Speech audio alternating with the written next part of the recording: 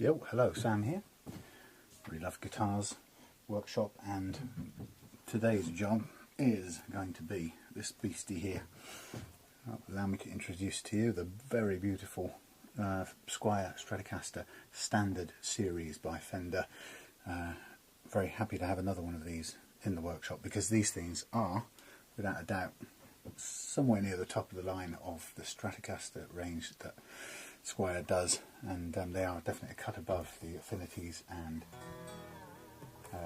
certainly above the loathsome bullets and the slightly weird and indecipherable basic Strat with no series or type name.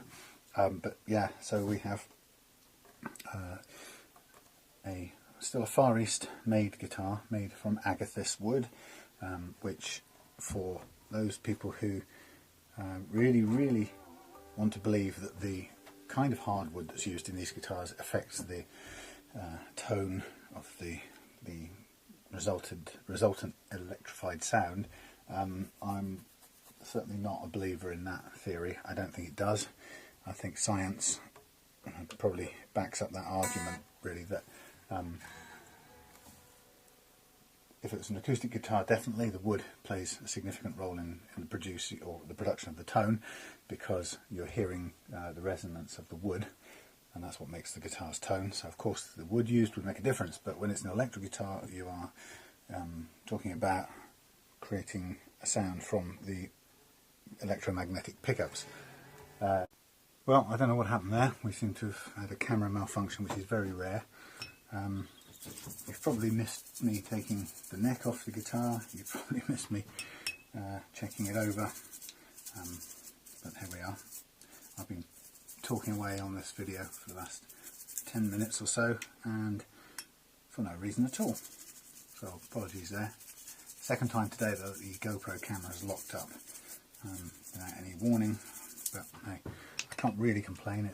It's performed faultlessly over the months of doing this, and since it's didn't cost me anything, it's borrowed from a friend of mine at work, I have no reason to be ungrateful about it at all. Okay, so what have I done while you've missed been away? I have taken off the neck and discovered a shim underneath the neck, and I've marked the position of it to make sure that if it falls out, I know where to put it back in. Very important. I've cleaned everything on the surface of this guitar and checked everything exterior over, and it's in good nick. So I don't need to do anything else to it just now. I've taken the knobs off to give them a quick clean down, so I've removed any goo from the previous owner. Also on these have a little burr on them, a little tag, which I think spoils. I'm trying to get these glasses to work with my new specs. And this little tag on here spoils the clean lines of this volume knob. So I am just going to, I could do it with sanding paper, with a flat piece of sandpaper, but I've got a file and I'm going to do it with that.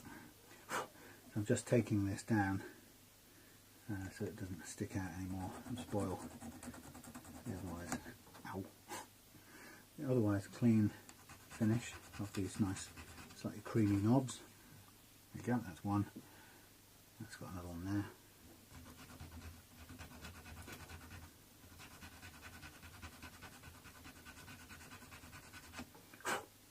Two and three.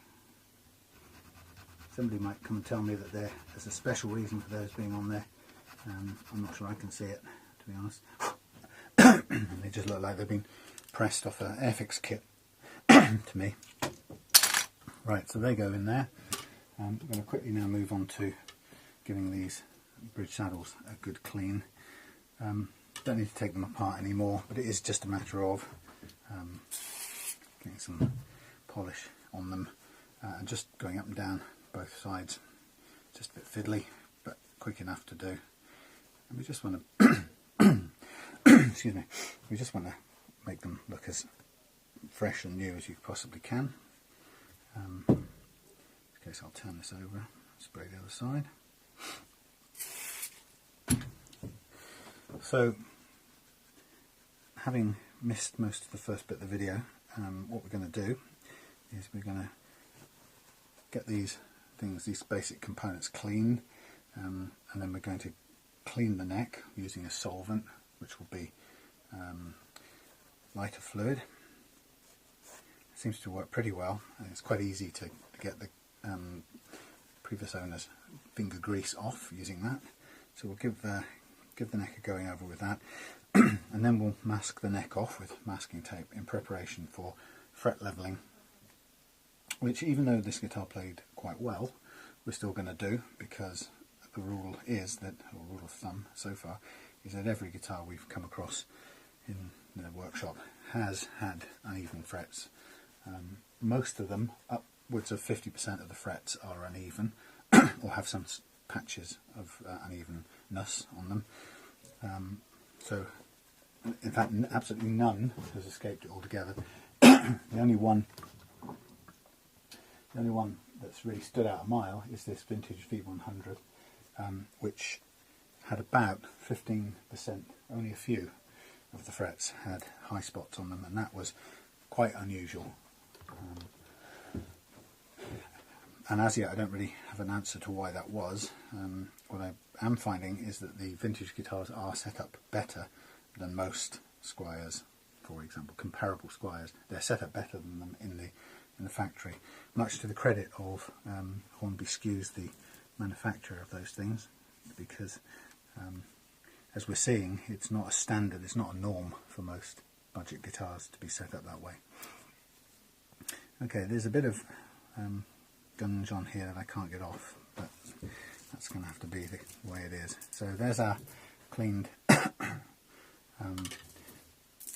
bridge saddles, and I'm going to put them in the parts bin for now, and we're going to go straight on to looking at the neck. Actually, just before we do that, am I going to take these tuners off? Yeah, I think I will. I'm going to give them... Actually, am I? How can I get to them? No, they're pretty clean. I'm not going to take them off. I will give them a quick polish over. Yeah, they're sometimes I take them off if they're down inside, sort of on the stems, it's grungy and needs cleaning. But these are in really good condition, so a quick going over with the cloth will do the job on these, and we won't really improve it any by taking them off. And I think a rule of thumb would always be, if you can't improve it by taking it off, don't just for the sake of it, unless you need to learn something. Partly, I suppose, because when you take stuff on and off, you are stressing the threads usually on the on the wood, and eventually you'll end up with on another guitar where the screws are just strip the thread and they just go in and turn, and that's not what you want. Right, so straight on to cleaning. I'm going to get the fast disappearing lighter fluid onto the rag, and we are going to just attack the wood with this. It seems to evaporate quite quickly. Having taken the strings off now, I can see the indentation on the wood quite clearly. So we do have quite worn out frets on this. They're not worn out as in low with nowhere to go. There's plenty of metal. There's a fair bit of metal still on there. They've been, looks like they've been dressed in the past, as the expression goes. But what they have is surface wear in the shape of grooves where the strings have been pressed down in plain chord structures or chord shapes. So that's quite a good indicator of how well used the guitar is, because wearing out grooves in the strings is in the frets isn't something that happens quickly. You're thinking about pressing metal against metal, but even still, metal is hard. You've got to be playing it for some number of years before you get grooves in these frets. And what's quite interesting about this fretboard, or this neck, is just looking at it, these grooves go all the way up to about the 10th, 11th, even 12th fret. So they're either, this tends to, in my experience, tends to happen when somebody's a chord player, a rhythm guitarist, and less so when they're a lead guitarist, because the lead guitarist tends to be all over more frets, and rhythm guitarists will probably tend to press down a number of shapes a lot. Now this is very nice. This lighter fluid has done the job, removed all the grease really quickly, and having taken somebody's advice on a YouTube comment, this is now my preferred way of doing it. I've done it different ways in the past, but that is one nice looking fretboard, cleaned and ready to go. Obviously probably with a slightly residual lighter fluid smell, but it's better than somebody else's DNA all over the place.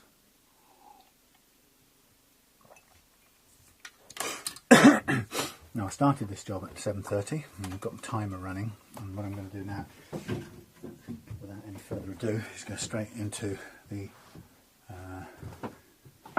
masking off the fretboard so we can get on with the fret levelling without too much ado. And this job is fiddly, but it's absolutely essential, so you're going to need to do this and take your time. It's one of those jobs that doing anything on the neck, now it isn't rocket science, but it requires patience, thoroughness and common sense. And if you're, not suggesting you haven't got any common sense, but some people are not suited to be doing a slow job that requires, a fiddly job that requires patience, and if that's you, then it might not suit your temperament to do this, because if you are someone who's tempted to take shortcuts of any kind, there's a real danger that you will damage your neck, because if you don't mask this fretboard off thoroughly, what you'll end up doing is damaging the wood while you're doing the polishing of the frets. So, okay, so we get our masking tape and we go straight onto the fretboard and just push it down. Then we get the next piece and we go right up to the edge of the fret, and you can see that it's all about covering the wood and protecting the wood, but we must leave the frets fully exposed because we're going to work on those, and if we can't get to them, then we won't be able to. So you'll need to have a knife and a cutting edge ready for this. A knife and a cutting surface is what I meant. And then you need some time for your hands, and I'm going to go along this fretboard, putting the thick pieces of tape down first, and then the other strip I've cut long ways. And you can see that if the frets get closer together, then what's going to happen is we're going to need to cut some even thinner pieces, because very quickly this tape is now going to exceed, it's just about there, exceed the width of the fret. And it's going to start, if I'm not careful, it'll obscure or cover up the fret itself, which we don't want to do. So you can see I'm now moving back with half-size pieces and backfilling those little gaps. Pardon me. And then once we've done that, we'll now get down to a part of the neck where we'll need to cut the tape in thirds instead of halves. So it just takes time. You can't rush it. Quite often what I do on this part is I'll stop the video, press stop, and finish this job and come back, but I'm going to force you to sit it out with me today, partly because I'm just trying to add up the full length of time and see what's the quickest we can get this done.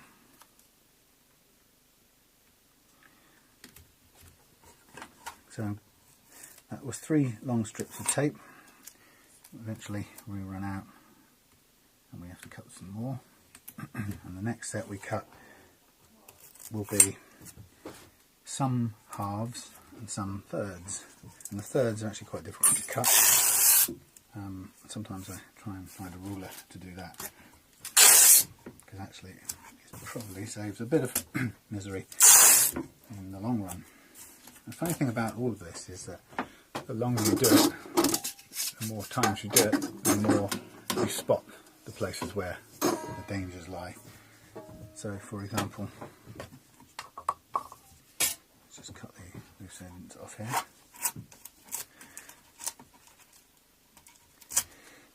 So for example, using a ruler to cut this, first 20 times I did this job, I would have just tried to cut long ways down there. But as soon as I get some grooves in this piece of wood, then the blade slips into the grooves, and before you know it, we're cutting halves and not thirds. So I'm going to use the ruler here to at least give me something of a straight edge. So I know that what I'm working with is approximately a third, and then I'm going to move to the next bit. Again, it's by eye, but you know, it's a workable thirds.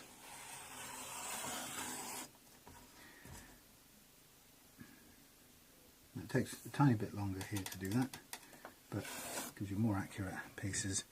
I want some thirds here as well, I think, and some halves. Okay. Again, if you're the kind of disposition that this is too fiddly for you, you can't be bothered. Oops, cut that skew with. Then you might be wanting to ask if this is what you should be doing anyway, because when you're now working on your neck, the one thing that is very possible to do is, if you're clumsy or you're kind of not concentrating on it, you do have the power to mess it up very significantly, very quickly. It's unlikely that you will if you're staying kind of awake about it, but it is possible. So you know you yourself better than I do. If you're impatient and lose your temper quickly with fiddly things, pay a guitar tech to do this for you. So I'm cutting these big pieces into quarters, and I'm going to go straight into finishing the masking job. So while we're doing that, let me just explain the logic behind the setup process. We have, as I said a bit earlier on, the reason why most people hate budget guitars is they think it's because they're bad quality guitars, poor quality, but they're not. They're very acceptable quality materials, but they're badly set up. Sometimes badly put together, but mostly just badly set up. And what does that mean?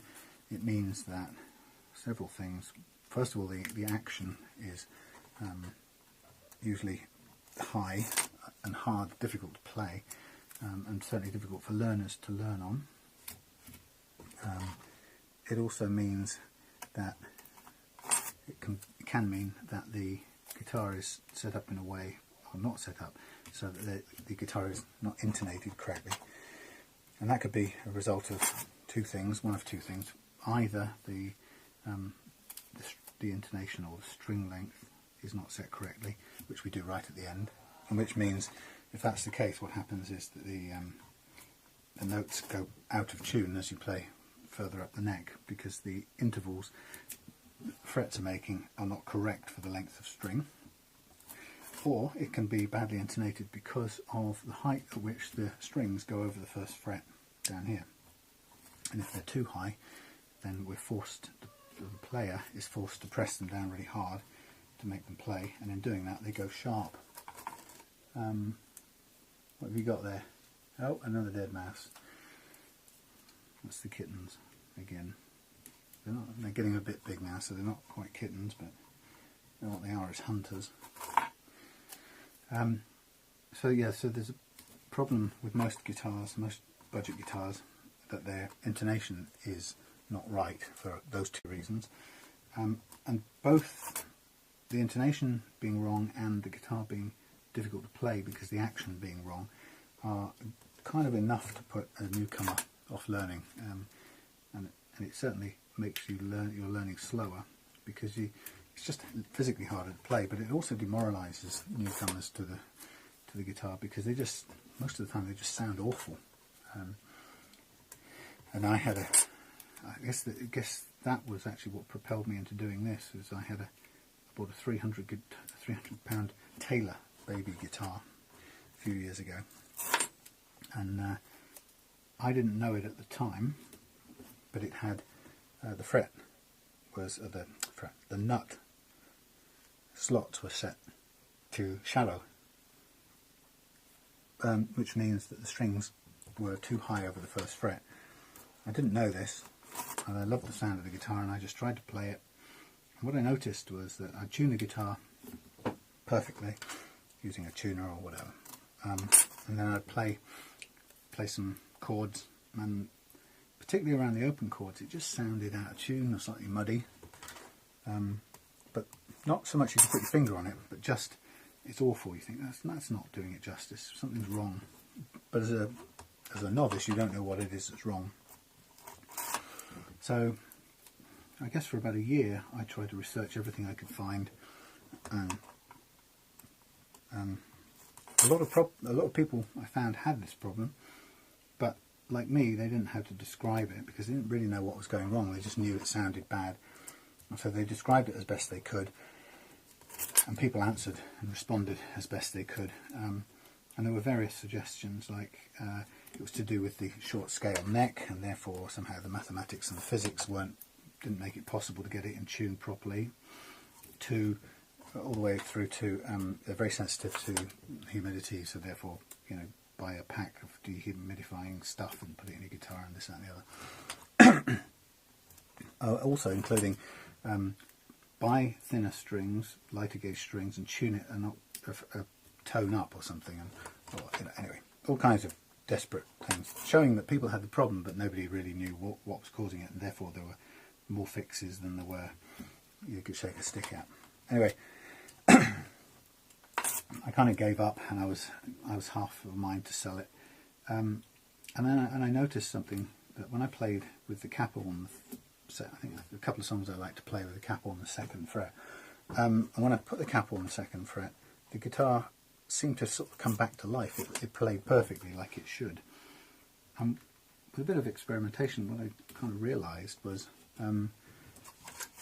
the guitar, once I took the nut out of the equation and sort of restarted it where the first fret was, and made the first fret the beginning, i.e. the nut of this new thing, by putting a capo there.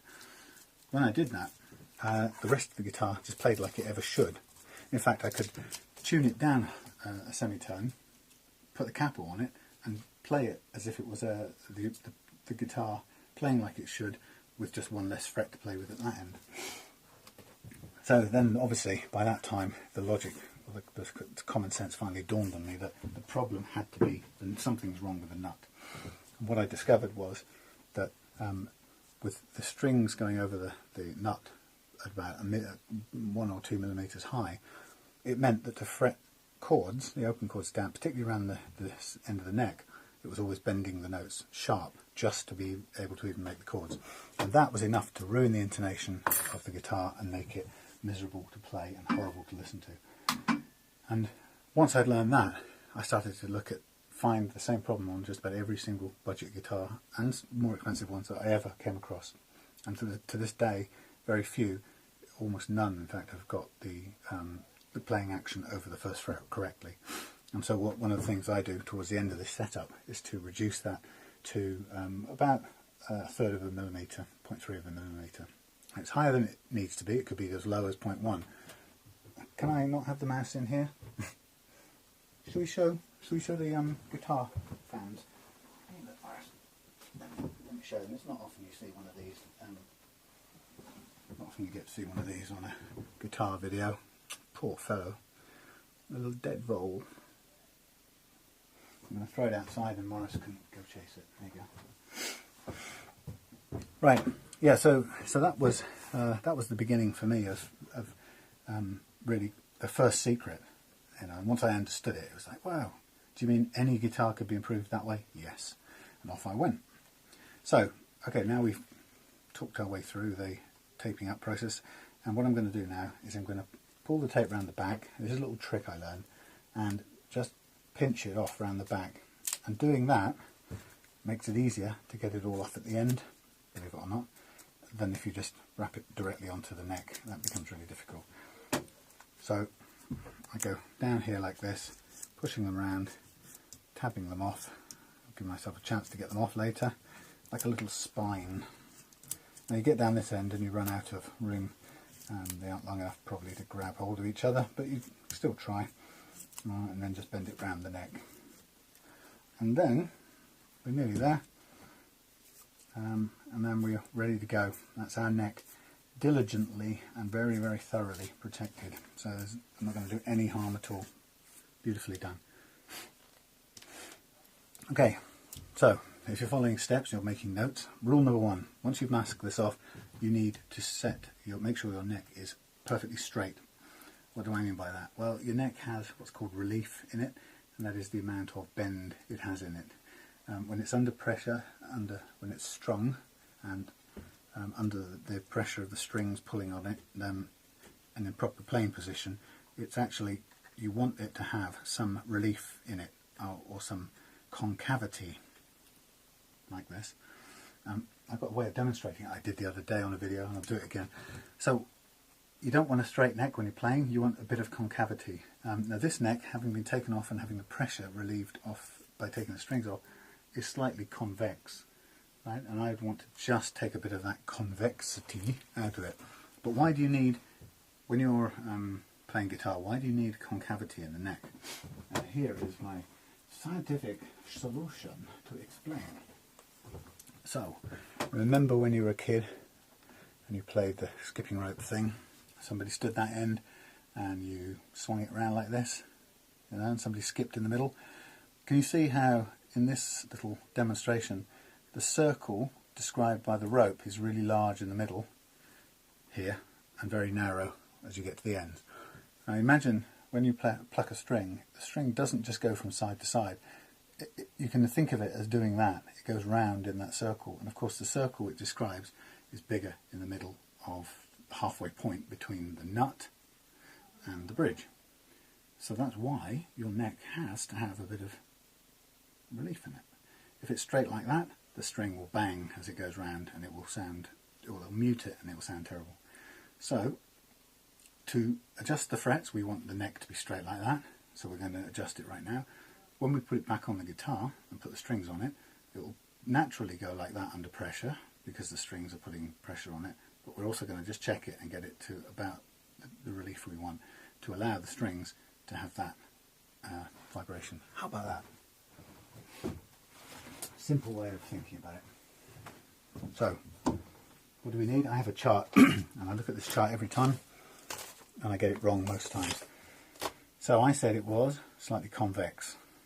I want to take it out and make it flat, so I'm going to go counterclockwise. I'll put it there so I can see it. Hoping I get the right, right Allen key straight away. I do. Counterclockwise, about that much of a turn. Stop, lift it up, look down the neck, see what happens. Still, at the moment, still a tiny bit of bow in it. It's nearly there though. Actually, it's usually slightly different on one side or the other. It's never perfectly straight. So that's about okay, and that's about okay. I'm going to call that done. So, what are we going to do? Oh yes, we're going to do a fret check. I just threw it out. I just threw it out from the workshop. The mouse has now gone in the house. Bless her. Him. Them. Okay, so what are we doing? Right, we're doing a check, and the check isn't strictly necessary because I'm going to level all of the frets together, so it doesn't really matter to me if I'm using a big fret leveling tool like this which of the individual ones is out, because it's going to take care of all of them. But for my research purposes, I need to know. I just want to have an idea. So I'm going to use a fret leveling tool, and you can do this with a credit card. You could cut an old credit card to something similar. The long side is just about the right length. Leave that the same. Leave that side the same, that's good, and then cut a third side in it by, I don't know, chopping it a bit like that. Right? Credit card you don't need to buy £12 worth of metal. But this thing has 4 different lengths of sides, and the reason is you check the level frets by placing it across at any point 3 frets, and what you're doing is you're checking to see if the one in the middle is higher than the ones on the either side, in which case if it is, the thing will rattle and you'll feel and hear it. As you get closer, further up the neck, the frets will come get closer together, and that won't work. You'll obviously get too many frets under there, so you change to the shorter one, and then ultimately the end was that one. So remember, so far only the vintage V100 has had around 20%, 15 to 20%, only a few. That was the best ever neck we've had. Pretty much the fenders are always in the 60 to 70% of frets have got problems. Thank you, animals. So let's get going, just for our reference. Straight away, 2/3 of that fret there is 2/3 of that fret is uneven. We carry on. That one is okay. This one out. Again, most of it up to and just missing the ends.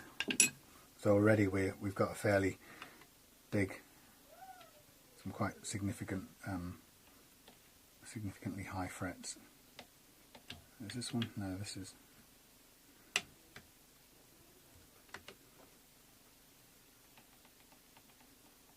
A little bit on the end there. This marking system doesn't obviously tell me anything about the severity of the unevenness. You can really only know that by the feel of the click and the sound of the thing. You know, if it's way out, you'll just go click, click, click. You'll really notice it. In this case, none of them so far were humongous, so it's pretty standard. I would hope to find that the Squier Standards, no pun there, the Squier Standards were a bit better, and actually I have to say, apart from a tiny little bit on the end there, so far this is coming in under the usual Squier Standard. No, the standards of the normal Squiers. So far it's a little bit better. Now that could be because it's been done, it's been levelled by somebody else. There we go. In the past, which is, judging by the profile I can see on these frets, it looks like it has been done by somebody in the past, but if so, it's quite a rarity. You know, the majority, at some point, the majority of guitars I've seen appear that somebody has tried to polish or level the frets, or they've done something to the surface. Usually the surface of the frets have taken some sort of filing, but there doesn't seem to be any logic to it most of the time. It doesn't appear to either cure the problem, certainly hasn't by the time I come and check it, or maybe it's just somebody's trying to polish them in some way or other to make them play smoother. Because there are a number of things you can buy just to do that. If you didn't want to go through this fret leveling process, or you didn't have the time, or worried about the risk factor, you can get these fret rubbers which have different sets, different levels of grit.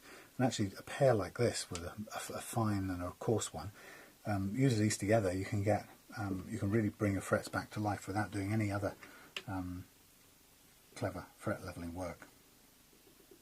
I mean, that's a very simple refresh if you just want to help a mate out, or give their guitar a new lease of life. Certainly, by all means, do that. Can't do any harm.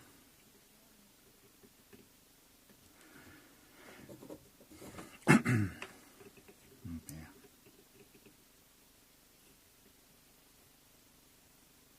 Okay, up to about midway.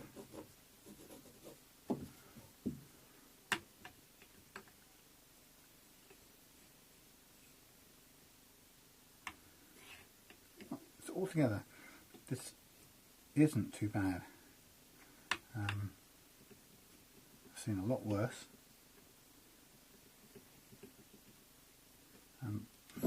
And thanks to the shining example of the vintage V100, I've seen better too. and this always looks a bit more stark when we mark it with black pen instead of just the pencil. And I do this because I do it carefully, because it's a bit too easy to get the pen going down the side of the masking tape and onto the wood or the lacquer, and it becomes a real pain to try and get it off. You have to start using solvents and surgical spirits and God knows what. Okay, so having now marked it out a bit more boldly, 1, 2, 3, 4, 5, 6, 7, 8, 9, 10. So that's not too bad, but it's still about 45% uneven frets. And they weren't catastrophically uneven, but they were noticeable. So, you know, that's a bog standard, reasonably well made guitar, and it still has frets problems. Now, having done that now, I am just going to do the next stage.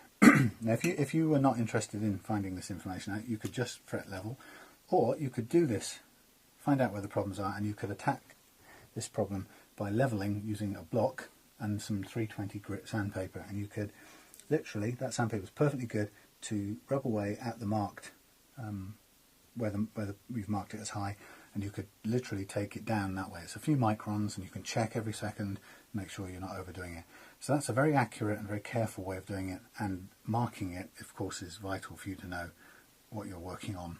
Right? So if you're going to do it with a low-tech way, a block and 320 sandpaper, you would want to mark it. If you already know you're going to use one of these, and you're not interested, like I am, in the sort of survey of basic condition, you could get the masking tape on, make sure the neck relief is flat, and you could just then go straight at it with this.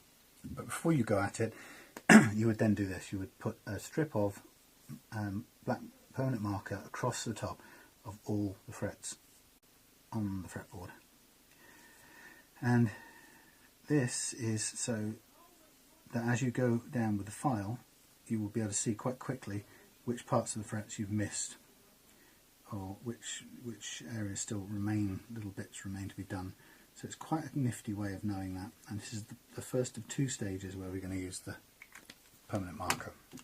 Now I'm going to go into slight close-up. No, I'm not actually. These new glasses mean I don't quite need those so often. So what I'm going to do is I'm going to start. You can either push this way, or you could, if you want to, pull that way. It might even be more, what's the word, controllable this way. But I'm more familiar doing it this way. So I'm going to start on the edge, near the edge as possible, and I'm going to push with reasonable pressure all the way down from one end to the other, making sure I get to the other end and stop. And then I'm going to move in towards the middle a bit further, and keep going, keep the pressure up till the end, ideally without getting a skipping effect. And there you go, start to skip a bit. You're trying to get contact on all the frets in your path. You don't want to omit anything, and that's quite difficult when you've got these ones at the end. They sort of tend to invite you to forget them because they're right on the end. Now I think I've got all of those, and I've just about clipped the end one here. So just to be on the safe side, I'm just going to walk backwards from this end, using my fingers to guide me, and I'm going to keep the thing flat but apply pressure at the beginning, because I'm more interested in getting that first fret levelled along with all of them, because the first fret is one that's never included in the check, because there's nothing you can compare it to. You can't get to another side of it. Now that's pretty much done. You'll see straight away when you're doing it, it pulls off a lot of metal swarf, which I'm going to just brush straight off. I don't want it getting stuck on the fingerboard or whatever. Now having done this, we know the reason we mark the paper is, although we've taken all the black marker off now, we still know, because of the marks on the paper, where the problems were. And so once you've done this with the fret leveler, you go back and you just double check everywhere you went before. Right, particularly, it's worth doing it all again, every fret, but particularly check the ones that you had marked as being high, because you've absolutely got to be sure that those are taken care of. And as you go up, switch over to the right length and so on. These were okay. Are they still okay? Yes. These were okay. Still okay? Yes. These had no marks. This one had a mark. Good. This one did. It's all good. Change to another edge. Go, go, go. Again. And this is beginning to look like everything we needed to take care of has been done. You'll also see, of course, that it's done, taken some off the rest of the fret that didn't need doing. But that's fine, because we still know that we've got a level. This check now is telling us that even though we've taken everything down a bit, it has taken the high points down more than everything else. So that part done, get our marker pen out again, and we go over every single fret again, all the way across. And why are we doing this? Because this time we're going to, now we've leveled all the frets, we've achieved the height we want so that they're beautifully level, but the problem we've got is that the fret is now shaped like a curved hump with a flat top, when really it should be a sort of perfect arch shape. So we've got the right height but the wrong shape, and we need to now reshape the fret. You can buy tools, which I've bought, and you can buy more expensive tools, which I will buy. And just remember, the tools just save time. They don't mean, in this case, you can do everything without the expensive tools. To reshape or re-profile the fret, I'm going to draw it, and I always end up drawing something that looks like a boob. But so let's see, what did we do? We had we began with a fret that was too high. Okay, we chopped the top off it to get it down to the right height with all the others, and now we've got a truncated fret. The problem about this is that the fret, let's say that's the bridge end here, and that's the neck end, if I can get it right. The problem now with this is that the scale length, for intonation purposes, of the string will be from that edge of that flat bit to there, when in fact it really needs to be from the middle of the fret shown by the dotted line. So you can see with a flat bit on it, not only is it impossible or very difficult to play on, because it will be very scratchy and flat for your strings, but it means intonation wise that the start point of the string is in the wrong place, so your actual scale length here is too short, when really you need the string to come off the top middle point of the fret. And the only way you're going to do that is to reshape the fret underneath. So I'm going to draw a dotted line showing kind of just very simply how we reshape the fret but keep the same height. And if you can look at that now, you'll see that to do that we basically attack the shoulders of the fret and just come in over towards the top, but we make sure we don't actually take any more off the top. And that's the beauty of drawing black marker across the top here, because now we can file away at the edges of the fret on both sides, and so long as we leave a little thin line of black marker across the top of this fret, it means we haven't touched the fret top and we've left it all at the same height. There you go, that's the theory. Now, one way of guaranteeing that is to work with an old-fashioned three-side file, triangular file, because when I work with it, I put the file down, I work on the sides, take one shoulder off, work on the other side, take the other shoulder off, and I can see that I'm coming towards the top, but I'm leaving that strip down the middle. It means I know I haven't touched it. Using this is a billion times quicker, but because it's shaped like a concave, it is a concave file, what it means is I'm more than likely going to very quickly make contact with the top of the fret. So while it will take the shoulder of the file down, it'll definitely do that part of it. What it will also do is it will no doubt take a bit of the height of the fret off too. Now, as long as we kind of do the same for every fret that we do, we shouldn't get into too much trouble, because the amount that comes off the top will be minimal.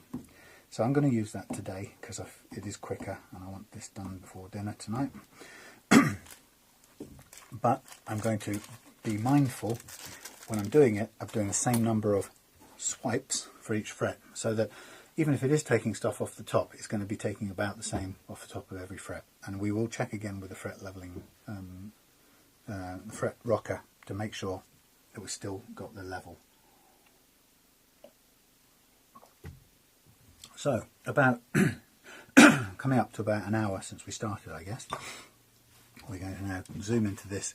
As I say, it is, let's get the block. It is quicker by some some distance than doing the, let's move, yeah. It's quicker than doing it with the 3-point file. So here we go.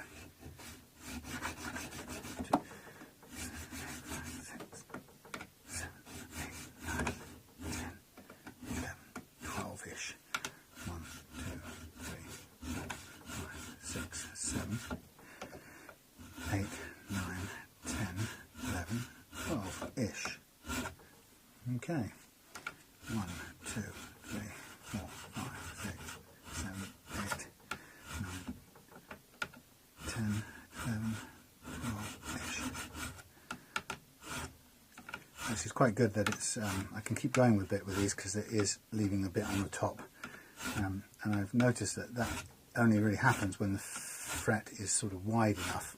If it's a narrow fret that's already been kind of fairly well worn, what will happen is it will start taking stuff off the top very quickly.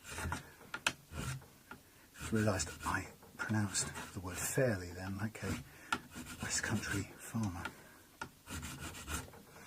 which I am not, by the way.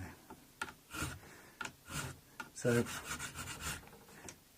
this, having said this is quicker, it certainly is, but like all things working with the actual material of your frets, which are the life and soul of your guitar, you need to be paying careful attention to this, and you need to be mindful of what you're doing.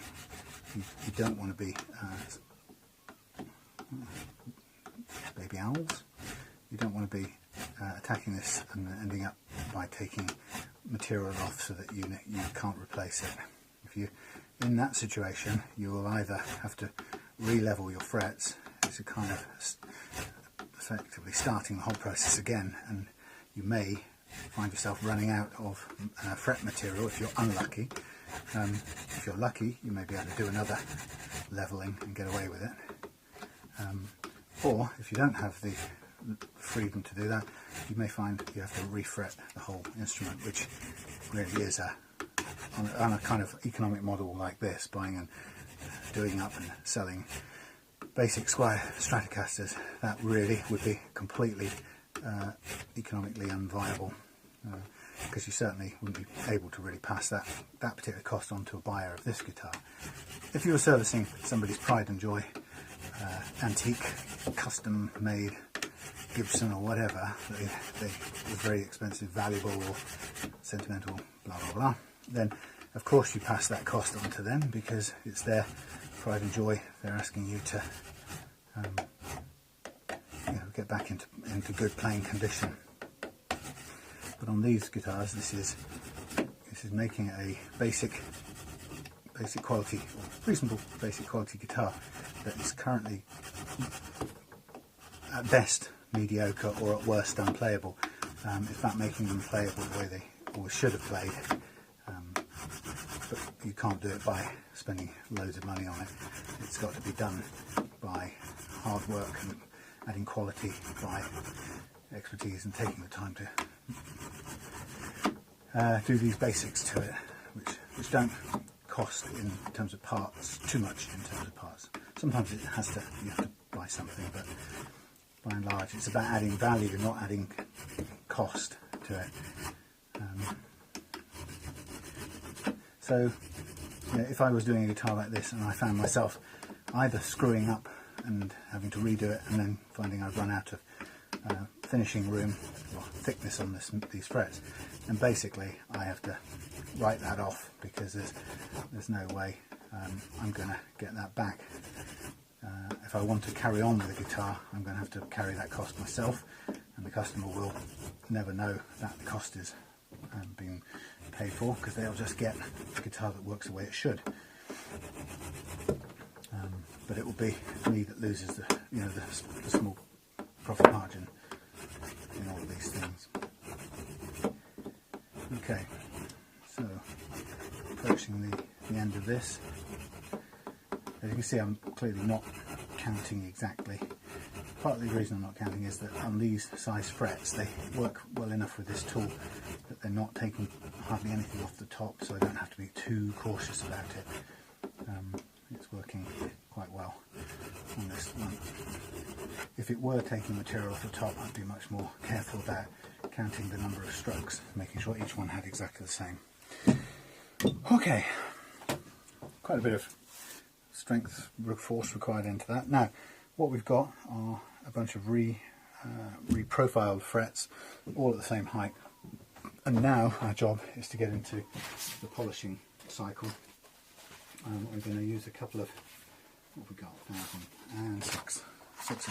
Right, so we're going to work our way through a series of papers. We're going to begin with a very abrasive paper, the 320, and the 320, remember, is on its own, it's abrasive enough for us to use just to level the frets in conjunction with a block or a sanding block or something.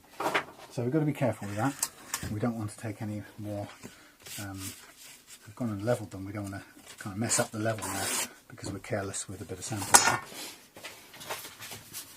Likewise, the 600, if you rubbed really hard with that, you could also end up taking down the level of the frets.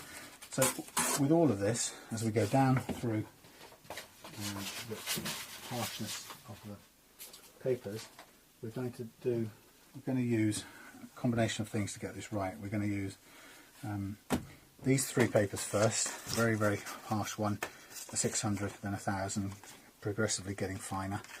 And then we're going to move on to these papers, which go from, or these micromesh sheets, which go from 1,500, then right the way to 12,000, which is really shining it and polishing it. So that alone should be all we need to do. I don't even think we need to do anything with any polishing compounds at the end. I've been trying different ways with this, and to be honest, by the time you get to 12,000 grit, you're not really adding anything with the polishing compound anyway. So the principle here is what we're trying to achieve. We're recognising that when we use this file, we leave a lot of deep scratches in the top of the fret, and those scratches would make playing the guitar really unpleasant because you wouldn't be able to bend strings and it would probably snap strings. Lots of sharp scratches. So the objective in this is to do a couple of things. It's to polish it, yes, but first of all it's to get rid of the sharp scratches, and to do it in a way that we get rid of those early and then start to smooth the thing off and then end up polishing. If we don't go aggressively enough with these scratches, what can happen, unfortunately, is we can kind of miss taking care of those scratches, and they kind of just get smoothed a bit, but essentially they're still there by the time we end up with pretty much polished, but we've still got some pits left behind in the top of the frets. So this is really critical that we get this bit right, but we also have to do it in a way that we do not take down any more height, or if we do take some height down, we're taking the same amount down on all frets, and we don't want to do it so that we increase the flatness again. So the first thing I'm going to do is I'm going to work with this with the 320 with the thought in my mind of I'm going to get out all these deep scratches which I can see and I can feel with my fingernail on the remaining flat strip on the top, and I'm going to do it by allowing my fingers to go up and down over the frets instead of using a block which would just skirt along the top of the frets. Okay, so here we go. I'm trying to keep the same amount of treatment in all the frets, first of all, so go right to the end and back, and I'm trying to give them even-handed treatment, and I'm letting my fingers press down and roll up and down over the top of the frets with this paper as I go, and sometimes I might change where I'm standing.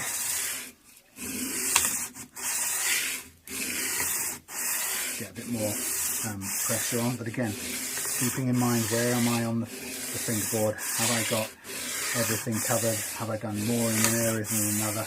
Just try and keep it uniform and consistent all the way through. And you'll see, when you do this, you'll see some of the aluminium oxide coming off fairly quickly because it's not the best quality paper, and this treatment quite quickly strips that oxide off here. It's also hard to hold, especially when your hands start to get a bit tired, so you've got to sort of keep on persevering. So you can stop, you can brush it clear, nothing, no harm in stopping, taking a moment to look at it. And if you've got a pair of reading glasses or whatever, get right up close to it, to the frets, and just look in and be honest with yourself. You want to move on, you want to get this done quickly, for sure, but be really brutally honest. If you see a scratch, this is scratching, so don't ignore those scratches, they're all going that way. Yeah, but if you see what I'd call a pit or a gouge from the fret leveling file left behind anywhere on these frets, you haven't quite finished the job. And if you see it, go back and do some more. And do some more over all of it. Again, you know, keeping that principle the same. You want to make sure everything gets the same treatment where possible. What you don't want to do is to find a little pit here and work away at it so that it's disappeared, but lo and behold, you found that you've now just created a fret that's lower than the one next to it, because you literally will have just created the same problem again that you started with, which would be kind of depressing. Right, I'm going to go and look at that one more time, and I've got a tiny bit more. There's one more scratch on that side that I would love to get rid of.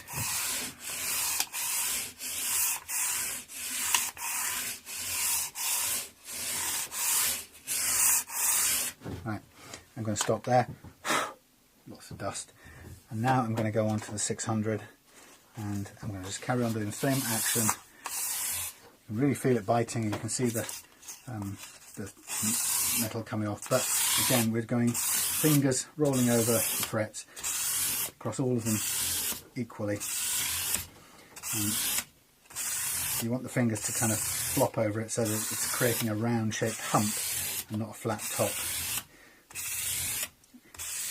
In fact, the only time we get a block going with this is when we use the tip of the block, so that we still don't get a flat surface rubbing onto this. We use the tip so it acts like a finger and flops over the frets and goes down the other side. Okay, so that's looking okay.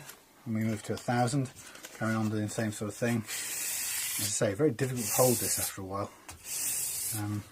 Paper doesn't ever really do what you want it to. You can hold it long ways and go up and down like this if you can hold it. If you can't, find out whichever way works. But again, the main thing is you've got to keep this thing covering all the frets pretty much the same amount.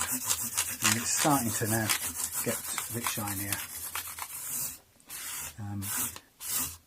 I haven't worked out yet a hard and fast rule about how long you carry on doing this or with how much pressure. What I do know is if you just copy what I've done here, you'll get a reasonable result. And it's by no means the most perfect shine or smoothness. I haven't achieved that yet, but I have it good enough to play on, and then you know it's levelled and it's smooth to play. So right, so we've finished this abrasion. Now we're going to work with these sheets, and we get a cut block of foam. It's important to have the pointy bit for this reason. We're going to go over and carry on that process, okay, as if that's a finger in there doing that. So right to the end, right back. And you can see we'll just do it a few times now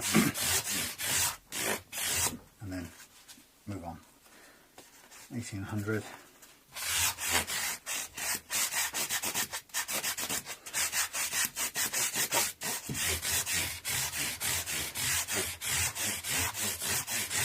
And of course, as we go through these things, what happens is that the increasingly fine grade results in you getting a polish, and the scratches on your fretboard become increasingly fine until essentially what you're doing is just polishing, and then you're ready to play.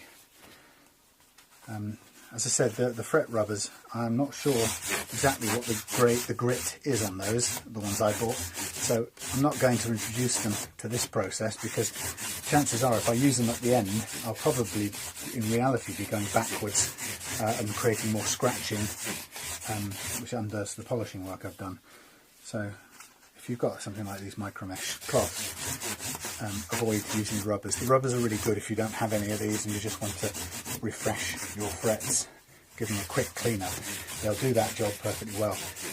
But unless you know the exact grit of them, don't try and introduce them into this process, because you will just go backwards probably.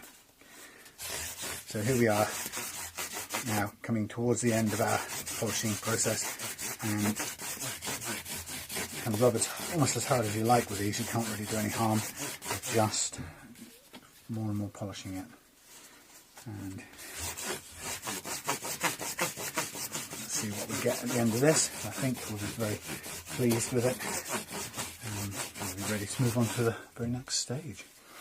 So try and make this a quicker setup than most, I'm hoping, because everything else is pretty much in good shape, the bodywork and so on. As for the doing the little bit of lacquer repair, that's going to take a little bit longer, because I have to leave it to cure overnight. Well, ideally till next weekend it would be better, but we'll see. Probably do that actually. We'll do the repair and then we'll leave it till next weekend to cure before we try and do any polishing. And then the very last thing, if we sell during the week, then it won't go out till the following Monday anyway, and then we've got time on the weekend to take care of that last bit. So having done that, now we come to the bit that I said you'd probably be grateful for having done, which is putting these tabs on, which will make it one hell of a lot easier to get this stuff off compared to if you just stuck it directly to the wood.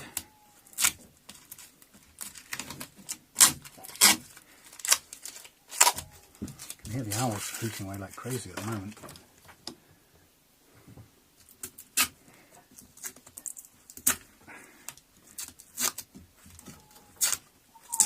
This process of doing your frets will always make the neck a little bit dirty. It's quite a bit of grime going on here, especially when you're rubbing with sandpaper and some metal is coming off the frets. So it'll always end up as residue dirt on your neck.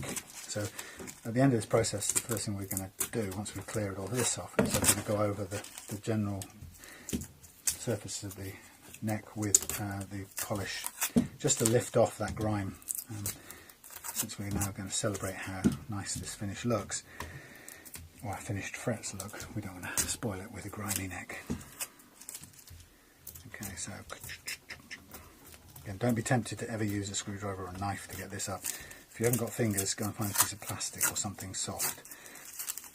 You've probably got fingers. I mean, if you haven't got fingernails, go and... I'm not assuming you've got fingers, by the way. It could be that you don't, and that's fine. Right, just get the grime off. Grime off? Grime on. Lift the grime off. And also it lifts off any residue of the ruler masking tape glue, which sometimes sticks on there.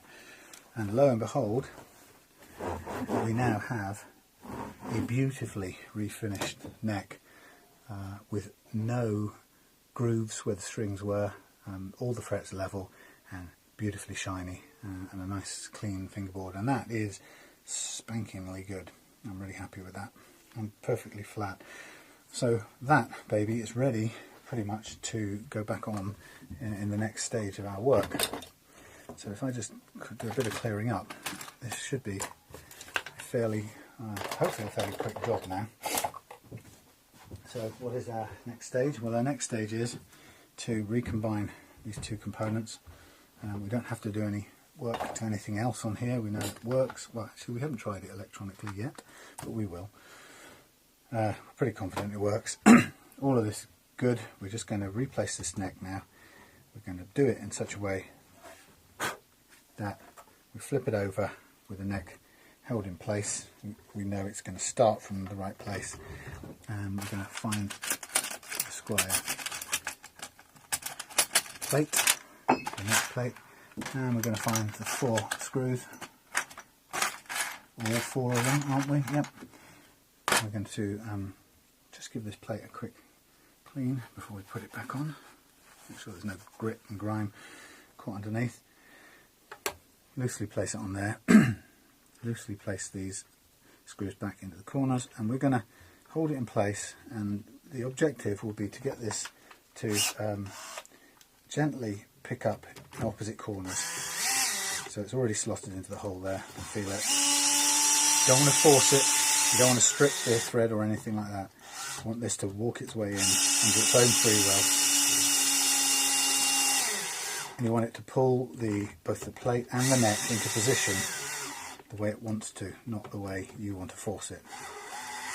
Because if you allow it, it will go back into the place that it began at. Let it pull the plate, and the screws will sort of sit back into the places on the countersink. Okay, and it will all tighten up. Now what I'm going to do is I'm switch to a manual screwdriver at that point. Excuse me. Because I want to feel the pressure. I imagine, probably, possibly, somewhere in the world, they'll do this with a torque wrench. There's a torque built into there in a sense. But I'm going to do it by hand because I want to feel the tension myself. And I'm pressing down because I want the thing to bite, not to spin in its thread. To me, that is nicely reattached. I'm comfortable with that. Do a visual check. Right? Do not accept it. And have a look. If sometimes it's possible you get a little something caught under there and you find you've screwed the whole thing together and the neck is wonky. Do not just accept it. Do a visual check. Right? And then once we've done that, we know that's in place. And the next stage in this game will be to replace. We can put the knobs back on, but we can also replace the bridge saddles. And remember, we worked out that the little small ones went at either end, and the rest spread across the thing. And we're going to adjust them up and down and this way and that way, so it doesn't matter now, as long as you get the two short ones on the end. Then the rest of the order doesn't matter because we're going to do all the settings fresh, basically. So with these saddles, let's sort out the two small ones. That's one, that's the other. Okay. Then we put that there, place it there, get the screw through from the back onto the thread, push that against the little hole on the back of the saddle, turn it, and it'll now be on. And I'm not going to turn it too far on, I'm just going to do a few turns, hold it in place. While I'm at it, before I forget, and I'll do the other short one at the other end. You don't have to do them in any sequence, it's not important. And I'm going to put that one up against its hole at the end and do a couple of turns, get that in. And then I'm just going to go back and do the others one by one. And what's nice is it's satisfying to see that we've now got a clean bridge plate, tremolo plate, whatever you want to call it, for them to sit on. And it's just that little bit of extra tidiness, you know. It just shines through, and if you know, when a buyer picks this up out of the packaging and they unzip the bag that it goes in, or whatever you've put it in, you know, the fact that they're going to see this guitar, actually this one looks pretty much like it's brand new. It's going to make an impression, and it's going to be what you would expect. You would like it to look as good as that, wouldn't you? Well, that's why we do it. And because it takes a few minutes to take those off, clean them up. And since we're redoing the intonation, setting it again anyway, it's absolutely no skin off our nose to do this, other than a bit of time and attention to detail, which I think makes all the difference personally. Certainly notice that when somebody takes that much time with something I'm buying. Okay, now for those of you who've looked at this before, you probably might notice that when you're intonating a guitar with these 6 individual bridge saddles, what you'll notice is that the position of the bridge saddles tends to go in 2 sets of 3, and the E string starts forward of the B string, and the B string is slightly forward of the G string, and by the time you're fully intonated, that pattern is kind of repeated on the next 3 strings. So again, the D is forward of the G, and also of the the D is forward of the G and forward of the A, and the A is forward of the E, which is pulled back a bit. So you get them in 2 sets of 3 effectively. Now when you put the tone things back on, just turn all the tone knobs off, and you want to set the knobs back on where you'd want them in the off position. So where would 10 be if it was on fully? Is it round there? Kind of doesn't really matter for most people. Very often people are more concerned where the words sit. So put one on where you think it should be, and then just match the others in the same angle. All right, so, and it's just a little detail, you know, they're not all over the place, they are all consistent, and when they're all round on 10, the 10 is all in the same place, wherever that is. Just a small detail, why not? Okay, I'm going to take this off here a minute. We're doing well. We're now on the sort of final third of the whole thing. I'm just going to look at this scratch plate here and see try and work out what we've got going on here that spoils this. And there's some kind of scratching that's been the result of, actually what it's been is somebody's had a sticker on here and the glue's been left behind, and somebody has then tried to scour that with something to get the sticker off, and then later on they've probably used a solvent and got the sticker off, and what's happened is it's left behind a completely clean and shiny patch where the solvent was that the abrasive pad couldn't get to. And it's on the outside, which is a shame because it spoils it. In fact, there's somebody's fingerprint on there as well, which is quite funny. So I think what they've done is this looks like the evidence of super glue.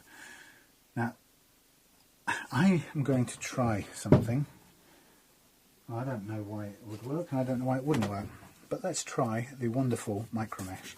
Micromesh will take anything down to, we'll scratch it up first, like this.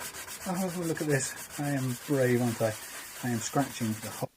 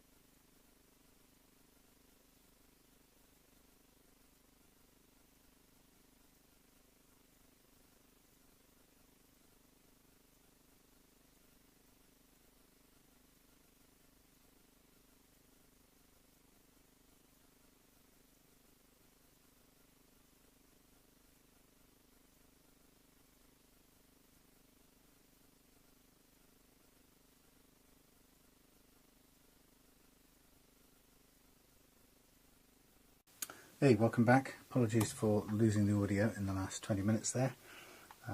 It's working now, I hope. Yeah, just before I went off to get some food, the batteries had run out, but I didn't notice when, because I can't see it from here. So I'm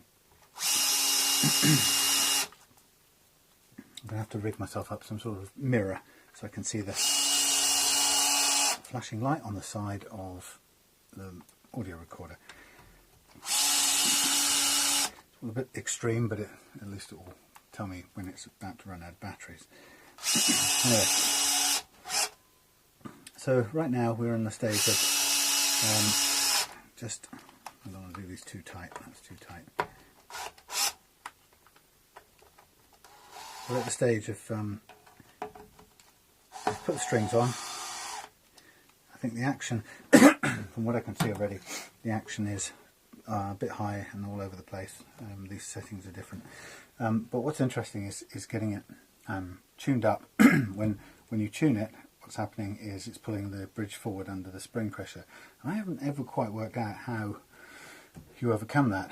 The more you tune it, the more it pulls it forward. The more you put pressure on it, the more it pulls it forward. And I guess there must be a point at which it stops pulling it forward. It reaches an equilibrium with the springs, but I haven't got there yet, which is a bit annoying.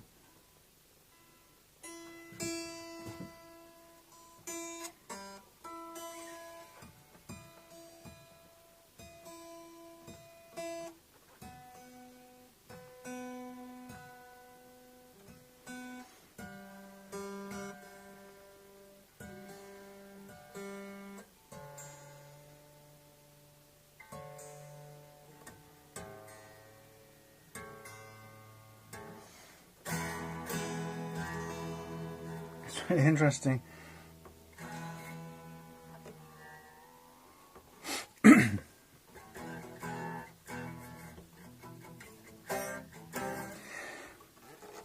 It's still pulling it out of tune, so I don't know how that works. Physically, it doesn't seem to make sense to me.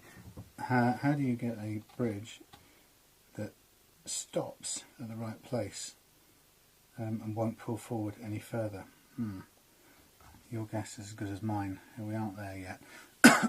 Okay, but we're going to assume that it will do, because I can't think of any other way of making this work. So what I'm going to do now is we're going to check for the relief in the neck. We're going to find the right Allen key first of all to do this job. It should be floating about somewhere, because we just had it out earlier on, but of course just when you need it, it's not there. It's here. Okay, so we're going to look down the length of the neck and can see what we've got. And actually we've got quite a bit of relief in that neck, and that's pulled by just the pressure of the strings. And interestingly, it's only really showing relief on one side, and that's the bass string side. Now in that case, right now, I'm not going to add any more into that equation unless we need to. What I am going to do is find a small Allen key, and I'm going to start taking down the action on these things here, because first of all, it's too high for my liking. I'm going to just take it down to a visual setting. It doesn't have to be precise at this point in time. We can fine tune it at any time. I want to put it down a particular lowish level, just so I can be testing, in principle, just testing whether it plays the notes.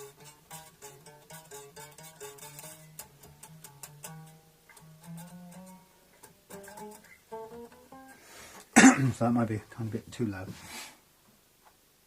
so we'll put a bit more back onto there. 1 and 2. We just want to get it low enough, and I'm going to put all the others approximately down near where that one was, so we're in roughly the same kind of ballpark.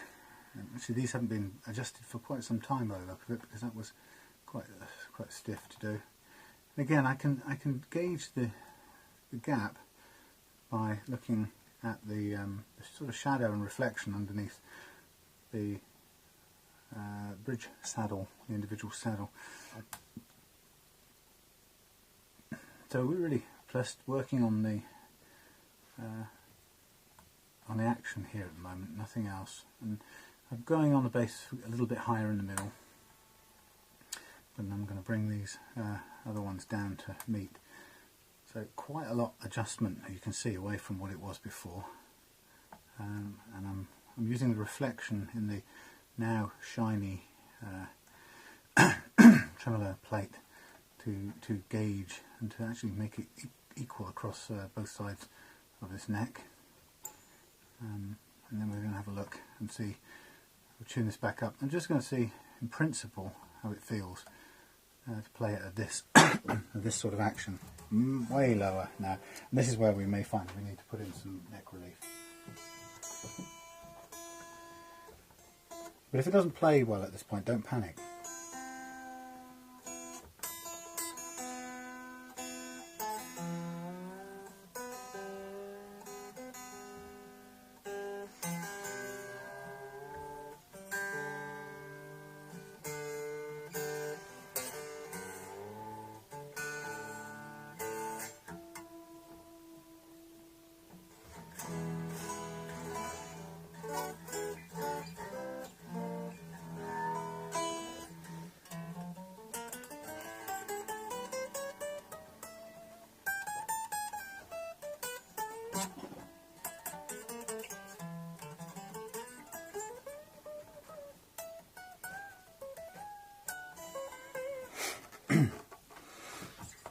So we've got now an initial start off, a very low action, which is playing all the notes.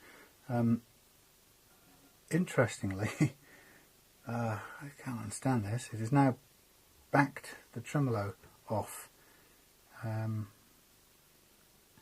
That's changed the position of the, it's really confusing. Having lowered those, what's that do? That changes the pressure. Oh, I really can't stand that. So what I've done is I've lowered each of the saddles, and that in turn has changed the position of the tremolo.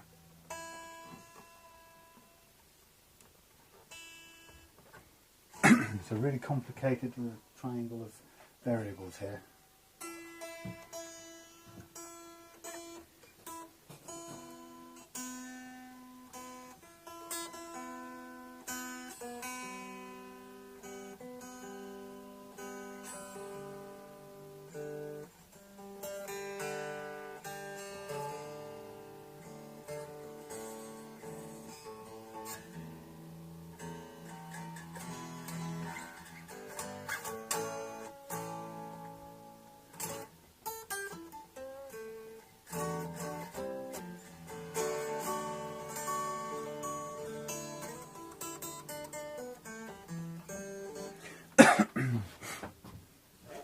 Very strange.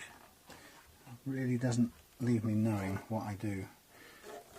So I think it sounds to me like I'm going to have to go and read a book on this subject, which is the way it always goes. I always end up having to learn something.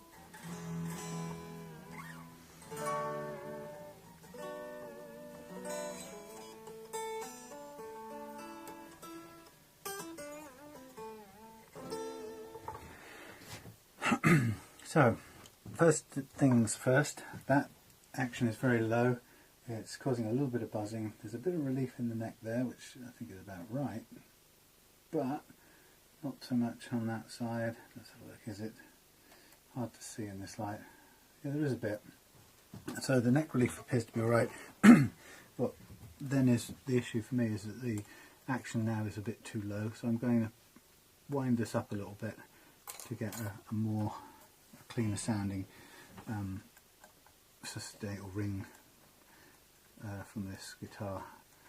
So I'm just going to go up a little bit in all actually across the bass notes and the top notes. Just going to bring them a little higher off the fretboard.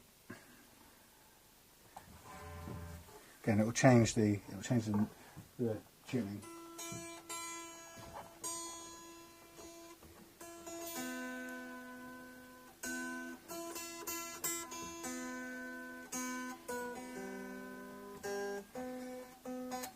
Interestingly, that's brought the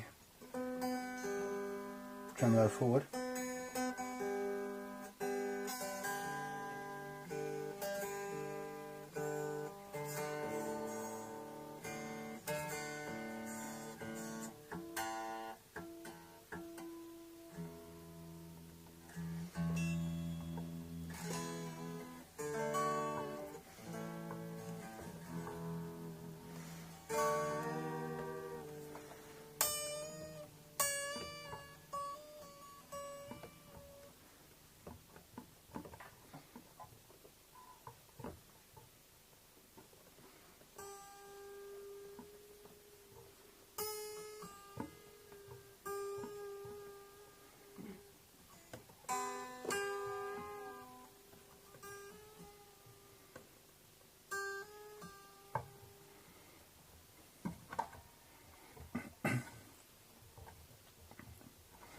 Now, what this is, the difference in strings that I've got on here now has made has made the tremolo sit at a different place, and it changes depending on where we set the action. So it's all up in the air and moves all over the place. So it's critical to get the action set right first of all, the playing action, because if I don't, then what it means is that it's going to change. Everything else is going to constantly change. So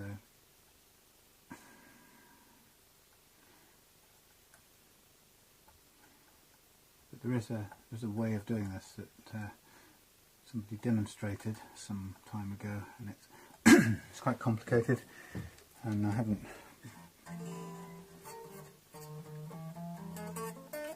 got around to learning it.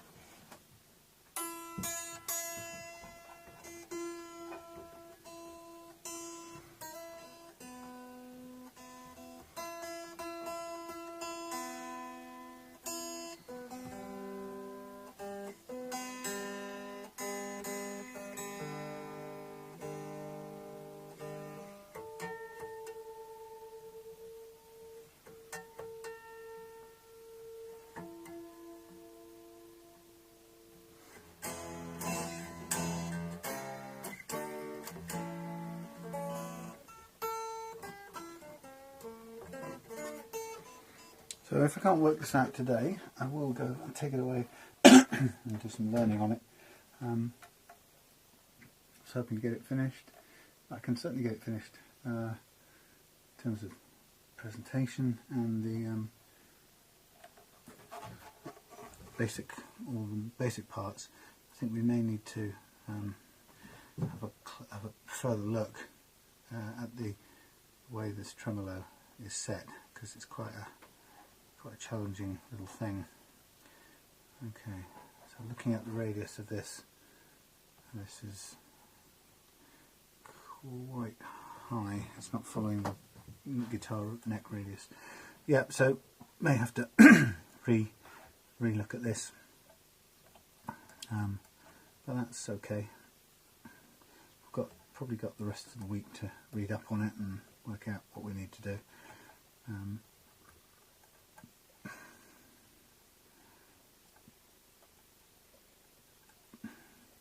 But not so much time to play on it, that's the only thing, to experiment. Let's see what we've got here.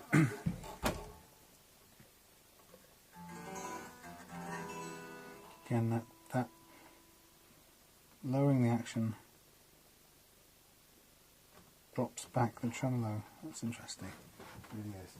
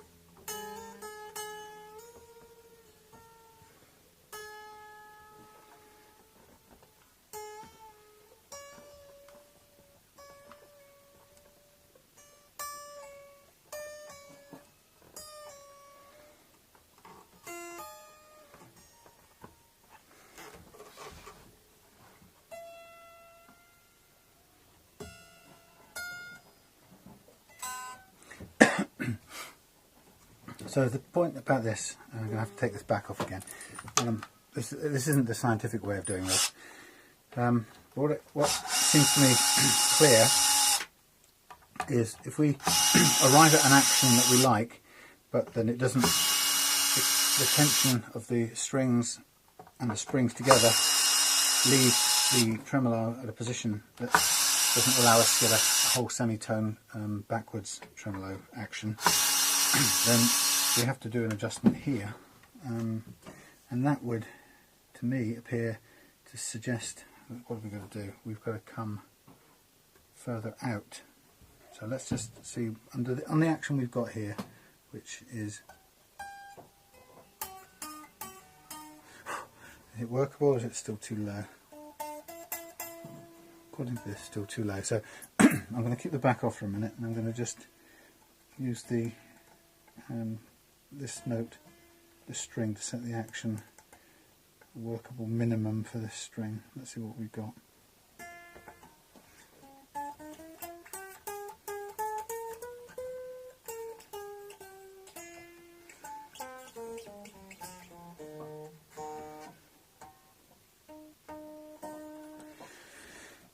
Right, I'm going to take that as the start point. I'm going to work everything off that.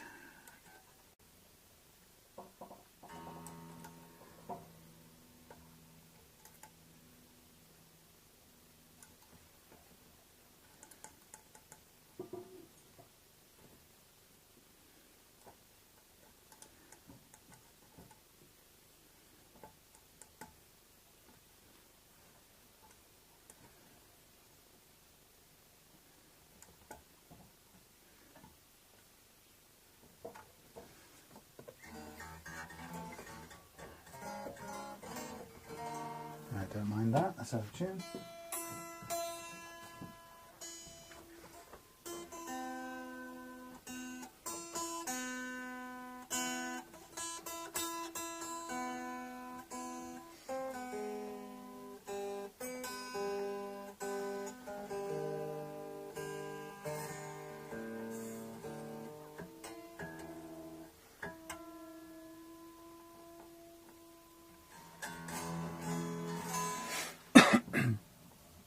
Right, so the question is, with this action set this way, which is quite high in some respects, but start there.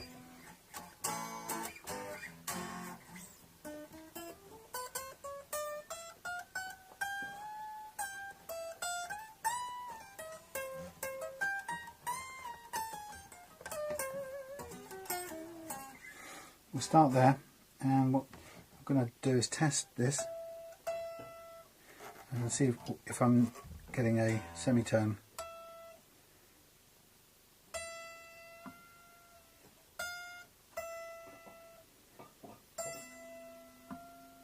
Not quite semitone. So I would need to, let's try something. Let's try slacking these screws off by a small amount. Okay, 2/4 tiny little turns. Now this should relieve the pressure on the tremolo and allow this to move forward, which should make that note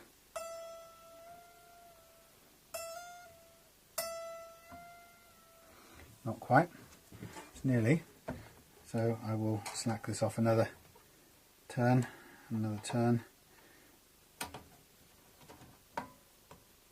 and I'm just keeping them in line with each other. It's not really exact.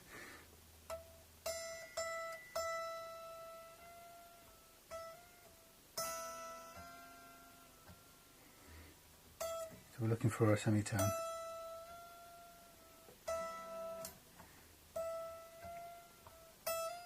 Still not there.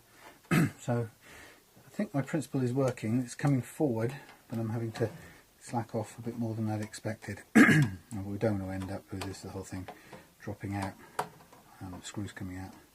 Would not be good. For some reason that's not going in there. Again, keeping those level, and I can see the tremolo coming forward now, which gives us more range.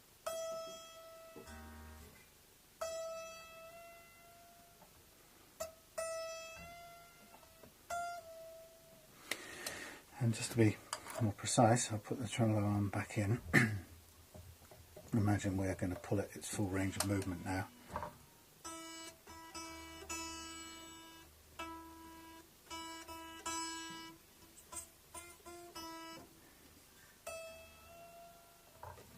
So what have we got?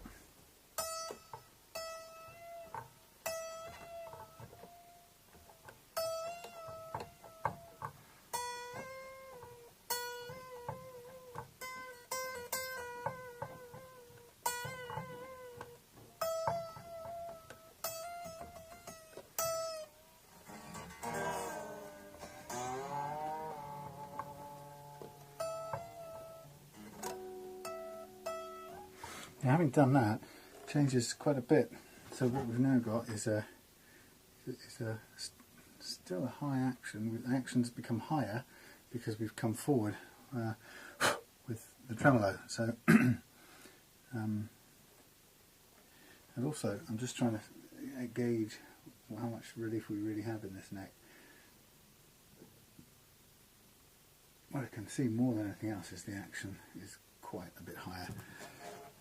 If we were going off the gauge that I would normally use,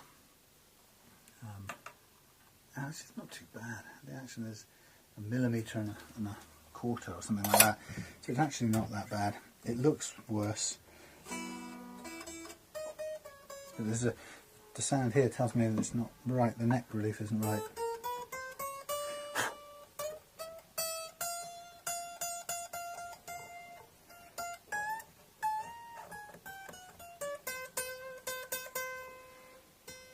It's not the action. Is it the action? Put it tune again.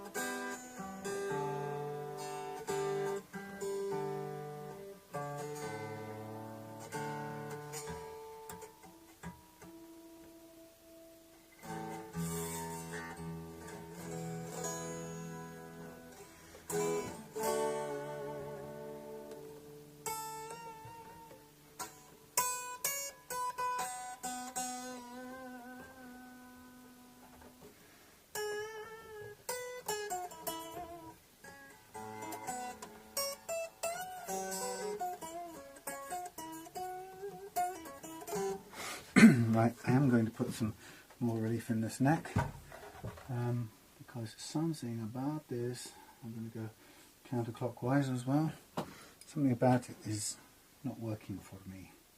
So put some relief in, let's go counterclockwise.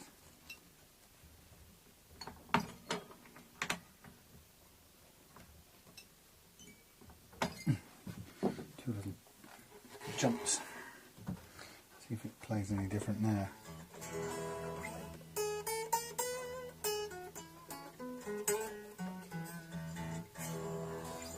Changes the tuning again.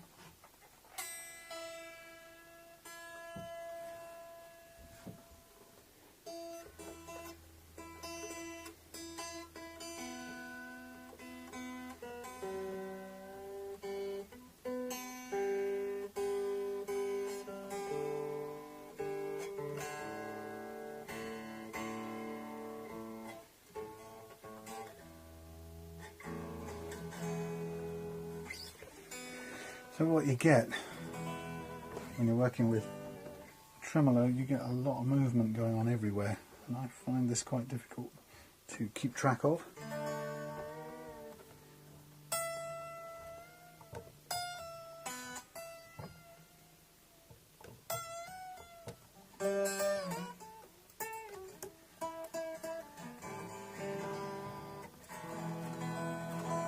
It also seems to me to make the to make that very unstable. So I'm not hugely impressed with this.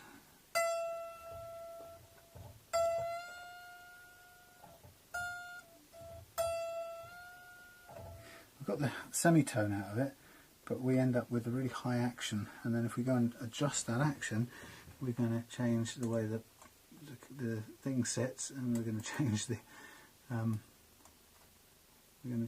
the amount of bend we're going to get back out of it. So there must be some sort of kind of compromise in all of this, but I'm not sure I've worked out what it is yet. So we may end up ditching all of this and just starting from scratch, pretend I never did this. But you're kind of getting to see me working it out, or at least trying to work it out. So let's have a look. What have we got now? We're looking at millimeters of 2 millimeters.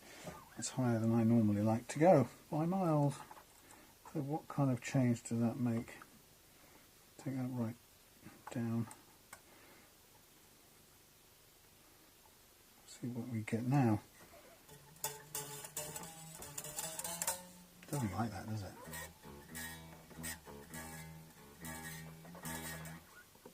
See, what are we getting? We've got a massive gap.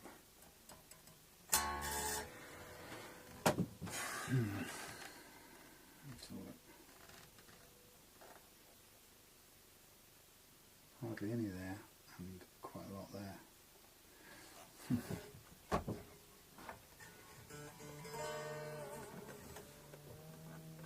So in my world, I'd much rather lock this down, because this is... And one way of locking it down would be to pull all those screws in tight.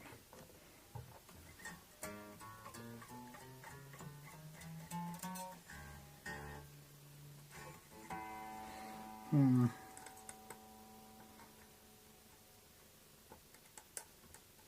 what happens when we put this action right low is that the tremolo sinks backwards, I think, for some reason.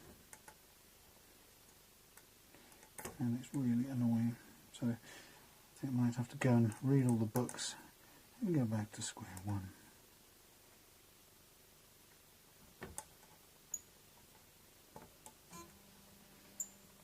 Let's see what we've got. Plenty of room or time to adjust. We hope to have got somewhere with it tonight, but it may not be the case.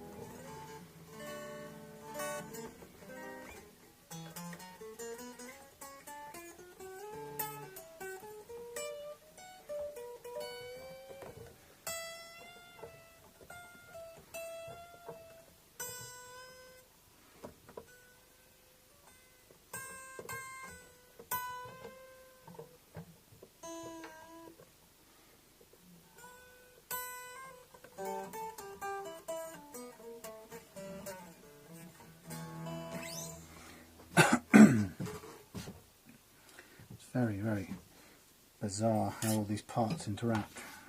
Not at all my cup of tea, frankly. It's all a bit too random and too many variables spoil the tea. I'm going to see if I can take out some of the relief in that neck that I think might be causing some of the problem. And let's have a closer look. Oh, it's a bit flatter. Let's see where we get to now.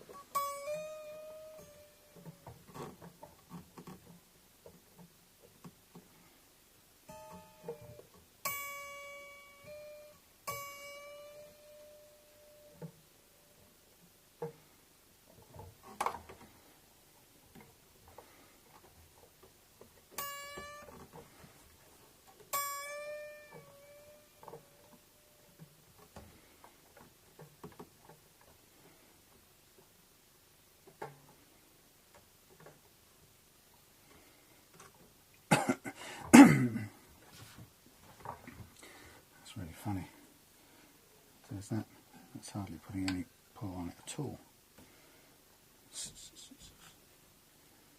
Weird stuff.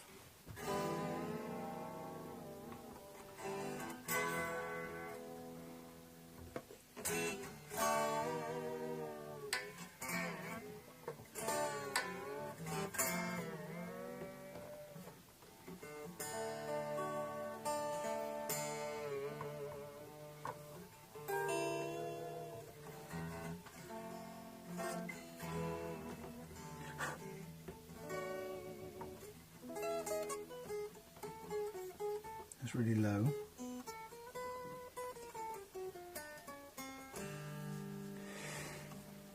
Okay, that's a black, that's low, that's high in the middle. Take it down a little bit. Take it down a little bit.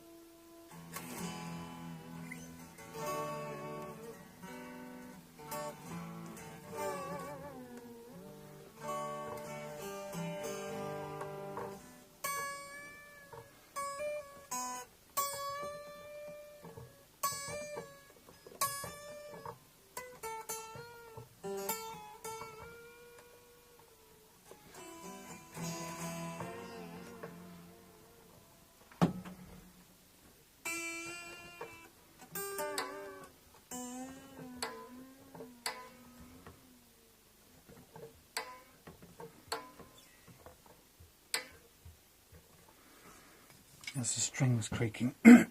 Springs, I should say.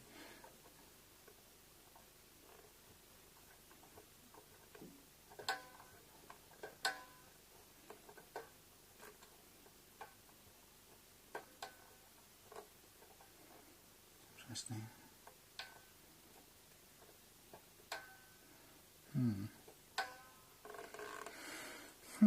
How would you do this? It's complicated.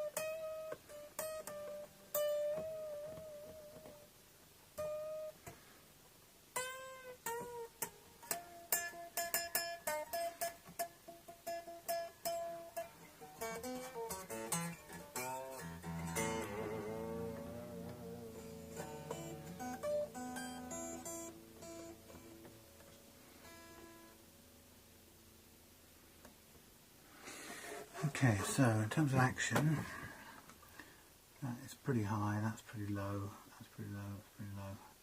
Okay, so that's high, that could come down a bit.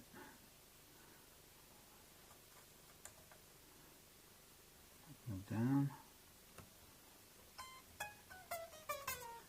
It's true actually, that could come down quite a lot. Don't be led by what it looks like from there. That's enough. That needs to go up a little bit. Amazing to make that action.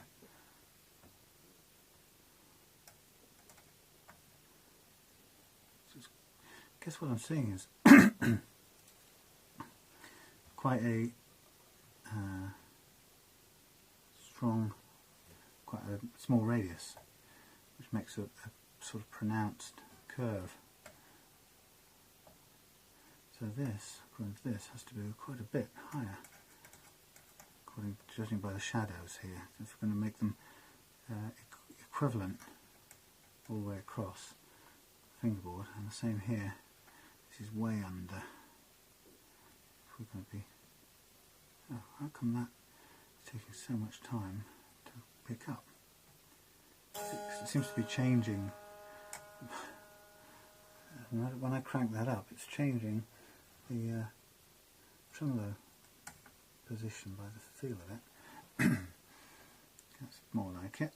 And then get this up a bit. Get these to build up to proper height.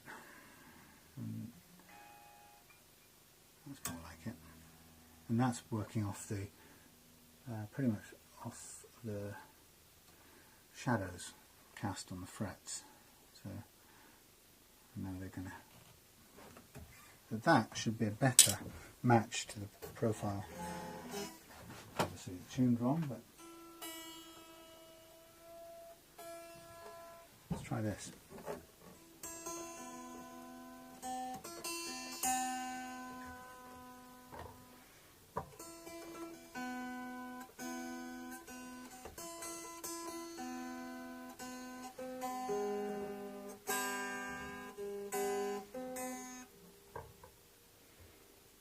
It's really hard to get this bloody tremolo out of the way.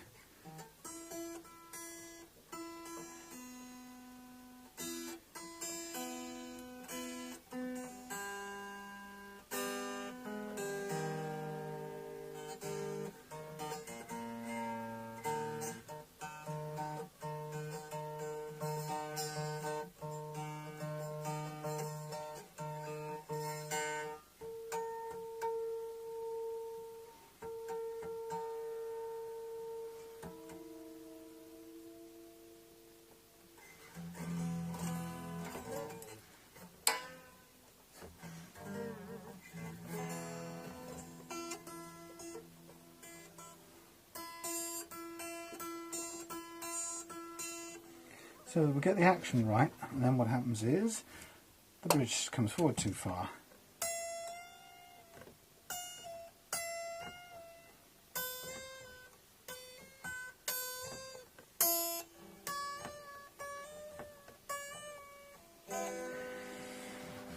Well, I say too far, but that's probably right to get. That's the only way I'm going to get a semitone out of it, is to have it in that position. Otherwise, there's no further movement we can do.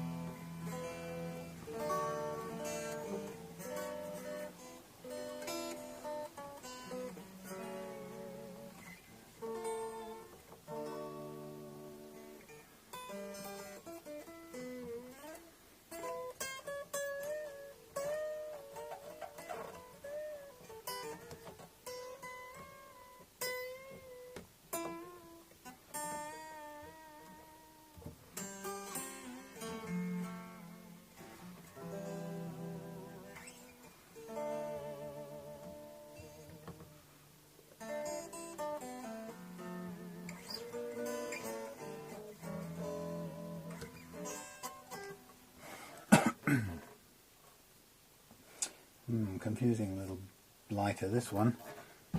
So we're at a good playing position, and we've got, what have we got? 1.5 millimeters action.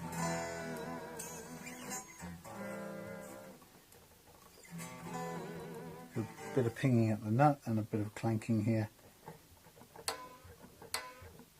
When we've gone too far on the tremolo.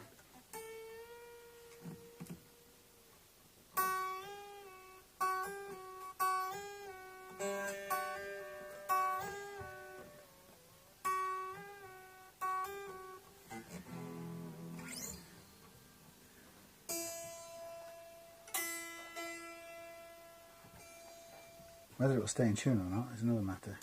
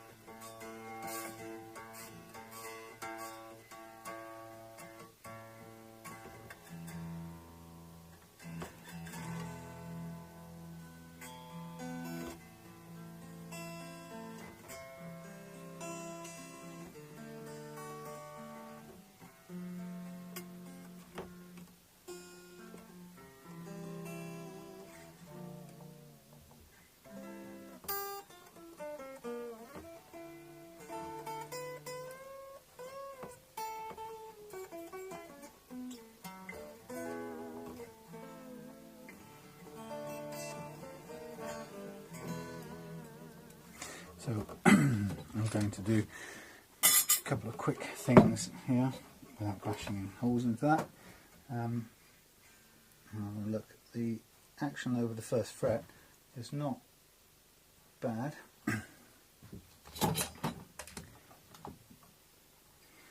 Okay, stop.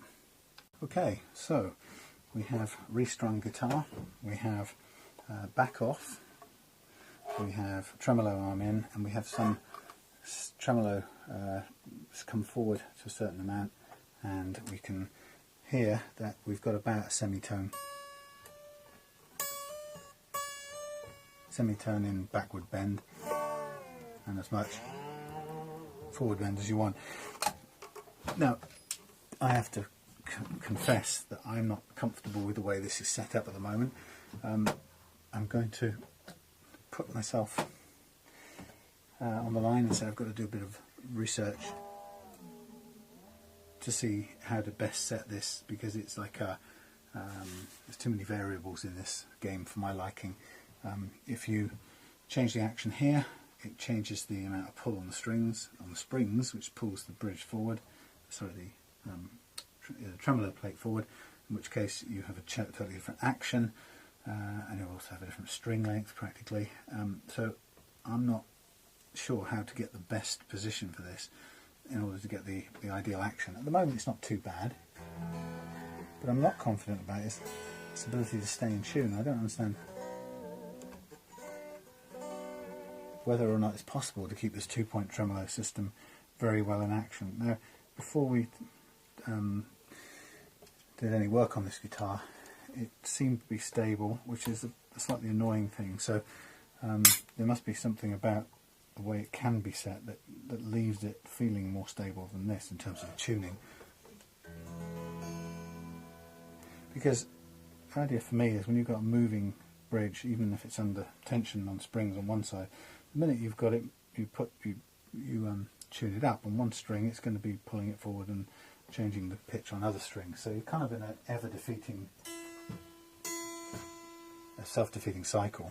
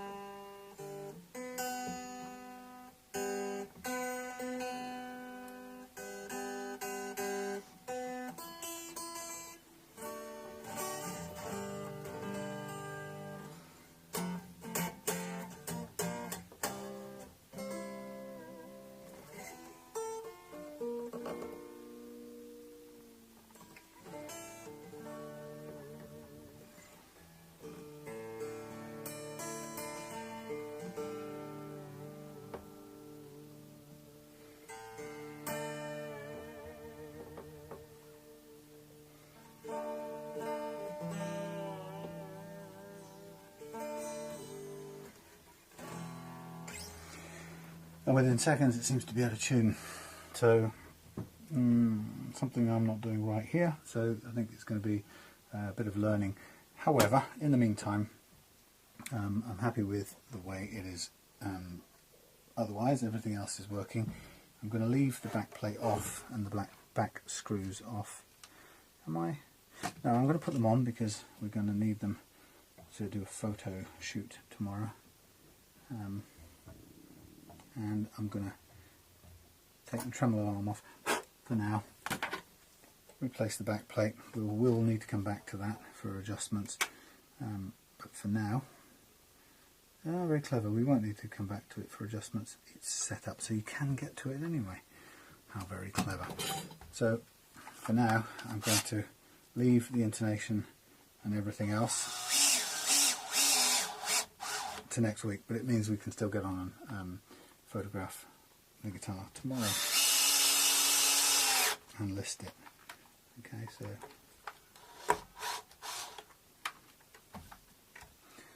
alright, so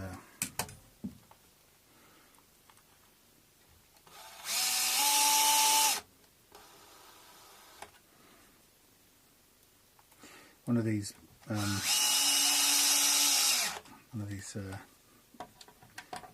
screw, what do you call it, the bit of plastic where the screw goes in was a split, or was split, let's put it that way. Hardly noticeable though. Right, okay, so we're going to hang this up and go away and do some reading. That's the important bit. Do some pictures tomorrow, and we'll come back to this guitar next weekend, which is fine because even if it sells it won't go anywhere before then. But we need to come back and work on the tremolo arm. So I'll just stop there. do that thing of learning some new stuff. So nice, hanging there. Everything else can stay where it is. Right, so yeah, we'll cut that short for now. We'll see you next week. We'll do some research, we'll come back and we'll adjust that tremolo in a more controlled fashion. If it's not possible to make it work, so remain stable, and I'll look and see what the view online is about whether or not it is possible to keep it stable. But if it's not possible, then I would do with it what I would always want to do, and that is just tighten up the screws and lock it down so that you've got a guitar that's really keeps good tuning, and you can then really carefully and reliably set the action, whereas at the moment it's all a kind of movable feast. Okay, so till next week.